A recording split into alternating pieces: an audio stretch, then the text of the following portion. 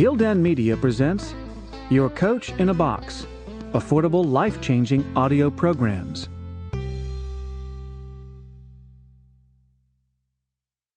A Lucky Child, a memoir of surviving Auschwitz as a young boy, by Thomas Buergenthal, narrated by Don Hagen.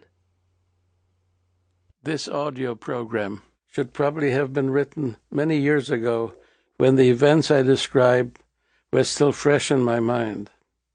But my other life intervened, the life I have lived since I arrived in the United States in 1951, a life filled with educational, professional, and family responsibilities that left little time for the past.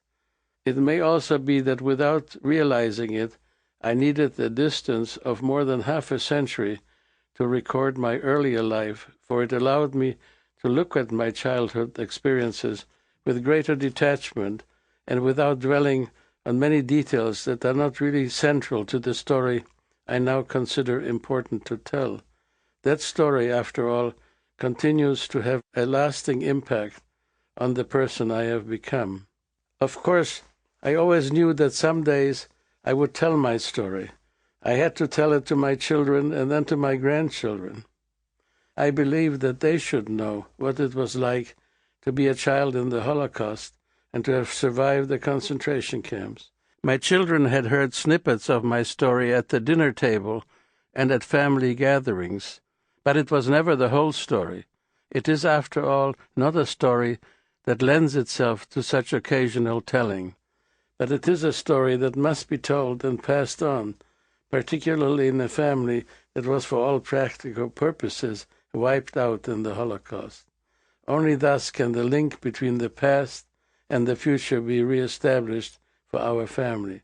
For example, I never really managed to tell my children in the proper context how my parents behaved during the war and the strength of character they displayed at the time when other people, under similar circumstances, lost their moral compass. The story of their courage and integrity enriches the history of our family, and it must not be allowed to be buried with me.